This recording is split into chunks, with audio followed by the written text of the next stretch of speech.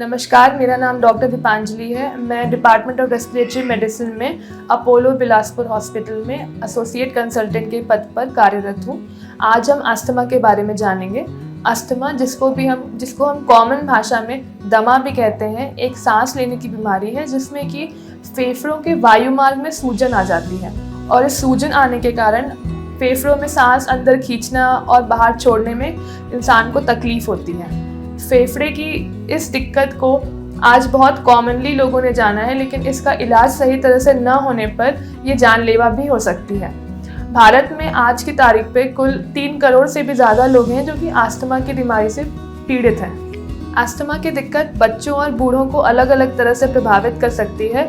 Generally सब में common symptoms कुछ ऐसे होते हैं कि मौसम बदलने पर सांस की तकलीफ बढ़ जाना, सांस खींचने में छाती में दर्द होना, अक्सर मौसम बदलने पर सर्दी जुकाम की दिक्कत बढ़ जाना, ये सब कॉमन सिम्टम्स हैं जो कि अस्थमा में हमें पाए जाते हैं। कुछ सिम्टम्स धूल धक्कर लगने पर, धुआं लगने पर भी बढ़ते हैं और हम जिस यहाँ पे छत्तीसगढ़ के इंडस्ट्रियल बेल्ट में कुछ क्षेत्रों में पॉल्यूशन बहुत ज़्यादा है, जिसके कारण वहाँ पे भी अस्थमा के पेशेंट्स को थोड़ी सावधानी बरतनी चाहिए, क्योंकि वहाँ पे उनकी दिक्कतें बढ़ सकती हैं।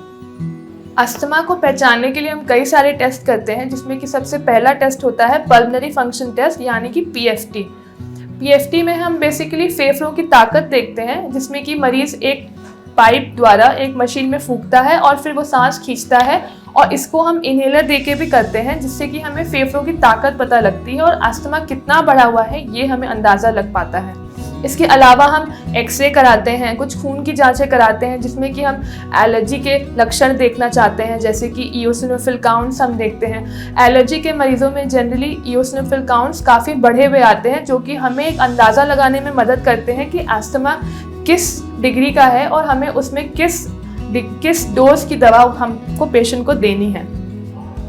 इन सब टेस्ट के अलावा हम पेशेंट्स का सीटी स्कैन भी करा सकते हैं छाती का, जिससे हमें और कोई लक्षण अस्थमा के हों वो भी हम देख सकते हैं।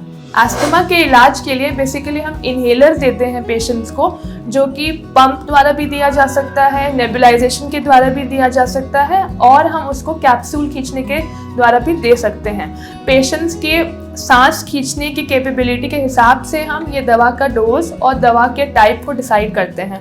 इनहेलर लेने से कोई आदत नहीं पड़ती है और ना ही इनहेलर लेने से कोई आपके फेफड़े की ताकत में कोई कमी आती है, बल्कि आप एक नॉर्मल जीवन जी सकते हैं अगर आप इन इनहेलर्स को नियम अनुसार डॉक्टर के बताए हुए टाइम पे लेते रहेंगे। अस्थमा के इलाज के लिए हम फेफड़ों को फैलाने वाली दवाएं यानी कि ब्रोंकोडायलेटर्स देते हैं, जिसको हम नेबुलाइजेशन से दे सकते हैं या पंप और कैप्सूल द्वारा भी खींचने के लिए देते हैं। इसके साथ अगर ऑक्सीजन की मात्रा घट रही होती है तो ऑक्सीजन भी दिया जाता है।